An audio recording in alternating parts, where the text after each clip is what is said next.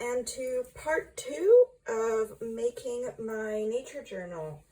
So in the last video, we made the cover together, which I did using my eco-printed cloth, an old book, a fern, and a piece of lace where I put a magnet underneath to create a magnetic closure like so. I also reinforced the spine with some chipboard, and part 2 we're going to be doing the inside cover and binding in my signatures. So I have prepared my signatures. I've cut them all to size to make sure that they all fit, and I have 10 signatures at the moment in total. So I decided that because it's a nature journal and you want to be adding things to the journal, I wasn't going to sew in the binding. So I decided instead to do twine binding. However, because I really like this on the back and I didn't want to ruin it with strings, I decided to try something different. So a combination of sewn binding, traditional sewn binding, and twine binding. So I'm going to call it hidden twine binding. I have no idea if it's going to work, but you're going to be experimenting with me. So in order to do twine binding, you need to make sure you have a very strong spine. So I already reinforced this one, but because I want to hide it, I also need something very strong on the inside. So I've used another piece of that really thick chipboard here, and I've cut it just slightly smaller than the actual spine because we're going to have the strings coming over as well. And then I also cut a piece of strong cotton cloth. You want to make sure it's something strong, so not like cheesecloth or lace, because it's going to have to hold the signatures inside. So what I'm going to do now is I'm going to glue this on like so, and then cut this at an angle, and then after I have put on the twine, I'm going to glue this into the book and add my 2 inside papers, and then slide in my signatures. So hopefully this idea will actually work. So I think step 1 is to make sure I have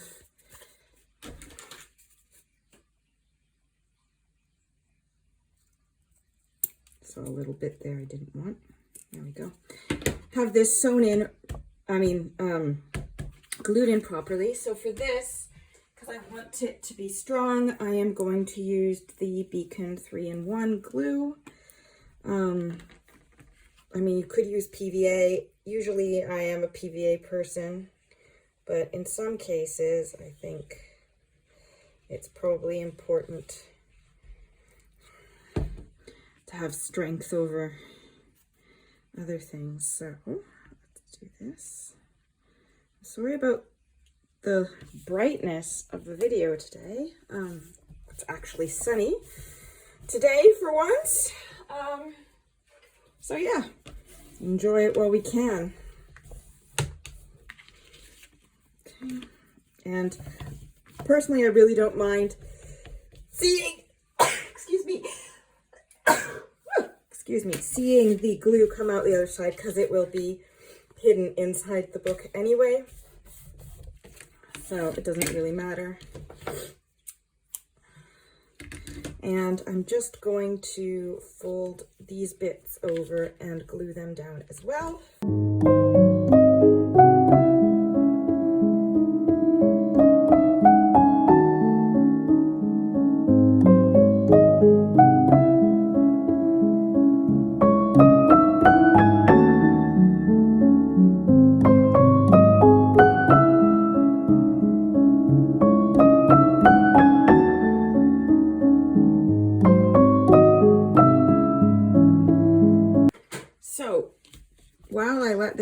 properly stick on, I have to measure my string for the binding, for the twine binding. So twine binding is a no-sew binding technique where you can slide the pages in and out.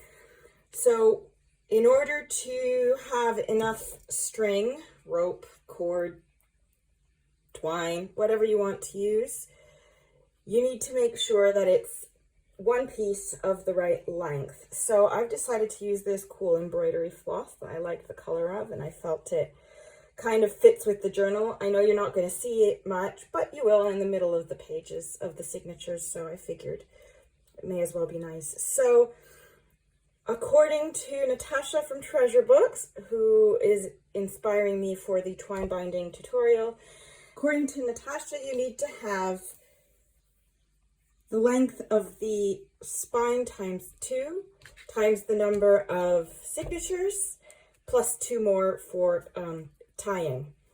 So because I have 10 signatures, that would mean I need to have 20 plus an additional 2 for tying off. So 22. 1, 2.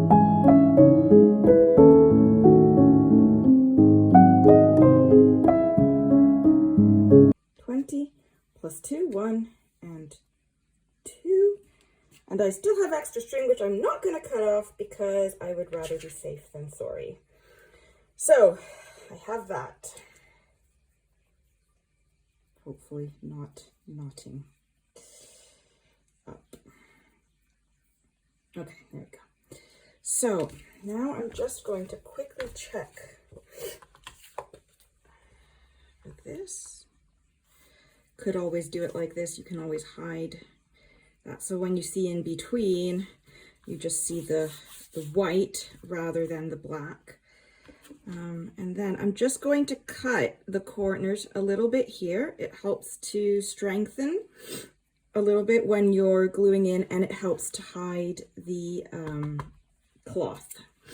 So I'm just going to do that.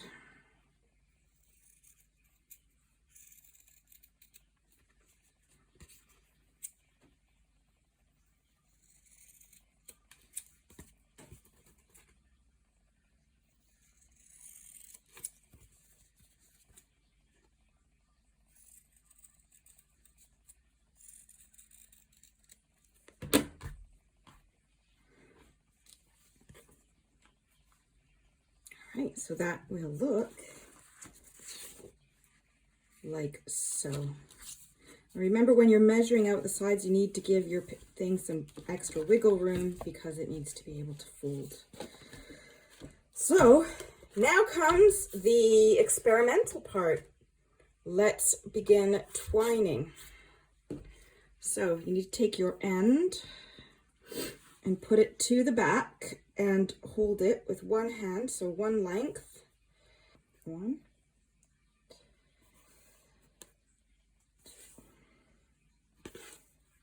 2, 3,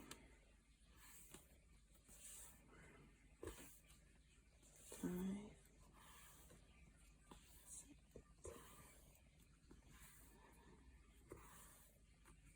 8, 9, and 10. Now, just before tying it all off, let's check that I actually have 10 strings on this side. So 1, 2, 3, 4, 5, 6, 7, 8, 9, and 10. Okay, so we're good. So now, trying to keep the tension, which I've already managed to lose one.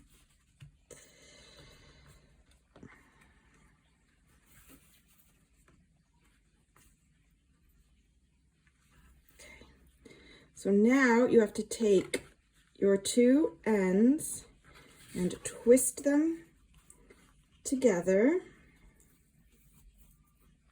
your 2 loose bits, and twist them together so that they're wrapped. And then you hold it down and slide one of these ends, I'm going to choose the shorter one, underneath all of the strings.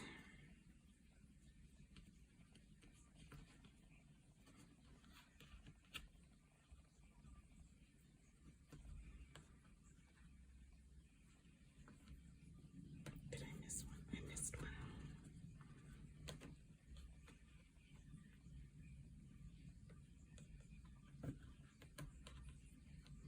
Check you're underneath everything. I missed one here.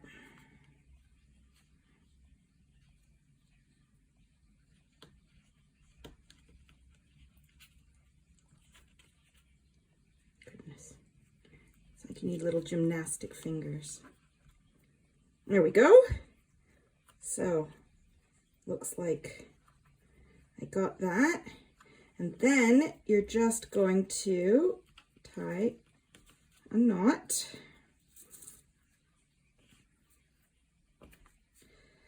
Probably a square knot is best.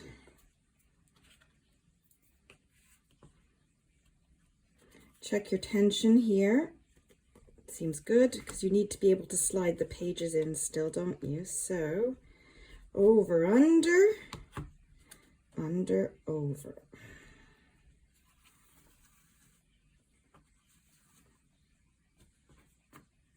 Okay, and that is your twine binding. So now you just have to make sure it's pretty evenly spaced.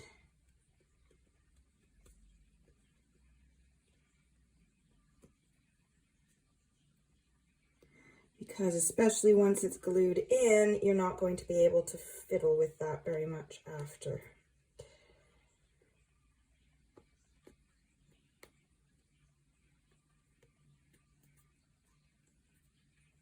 I feel I have enough give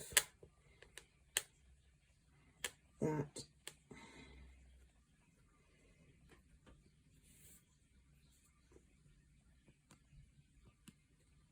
okay, that looks okay. I feel confident enough now to snip. I had more than enough, but that's fine. So now that part is done. We need to glue this in and add our end papers. And then we need to add our signatures. So let's do that again. Again, I'm going to use the the beacon to glue it in just for extra strength.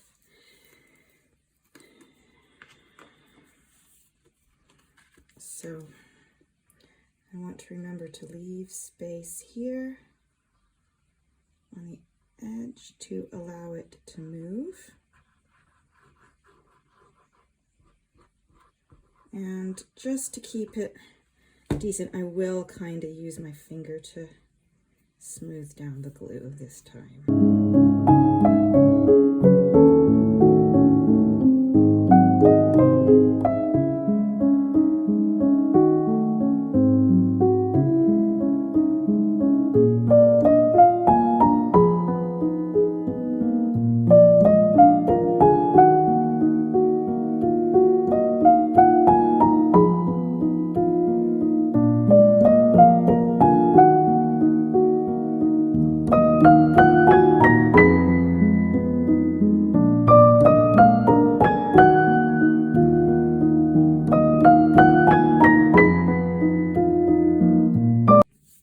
So I'm going to give that a minute to dry first and see if I need to go back in and tuck anything in first. And then we will glue on the end papers. Okay, it seems to have stuck down pretty well. And I've checked and I still have enough of a gap here to allow for flexibility. And the book closes well. So I'm going to call that one so far a success. So now I'm going to go back to my good old PVA glue to glue in the end papers. So again, when you have your end papers, you always want to remember to leave that edge there so that you can close the book without destroying your end papers. So you can feel it, even when it's covered, you can feel it. Usually if you do this, that kind of helps you to find the edge again. So when you glue them down, you're able to follow that edge. So let's get some glue on.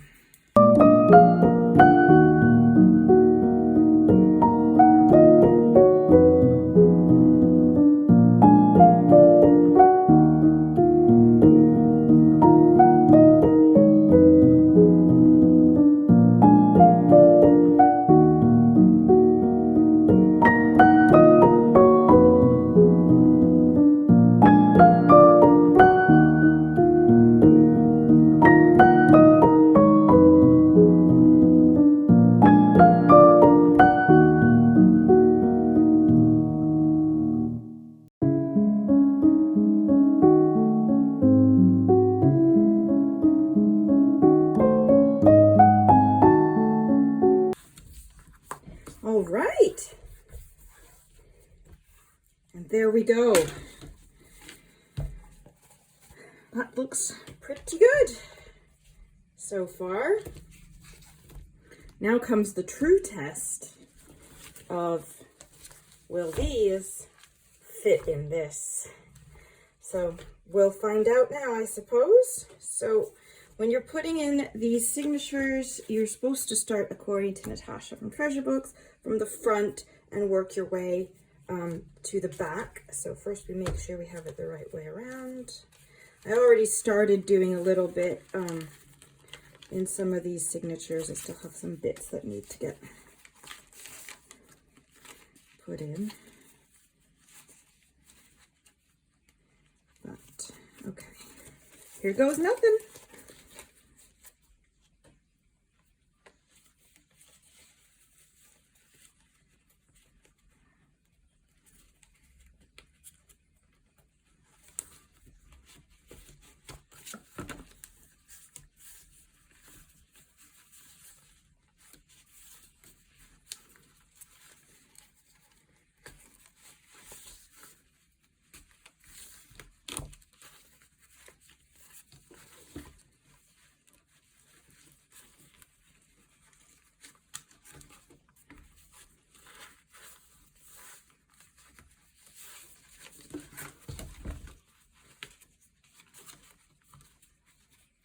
Slid right off.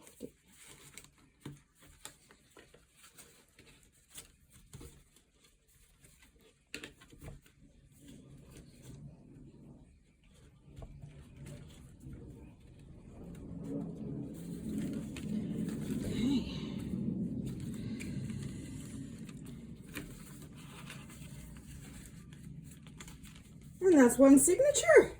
All right, so far so good. Let's try number 2.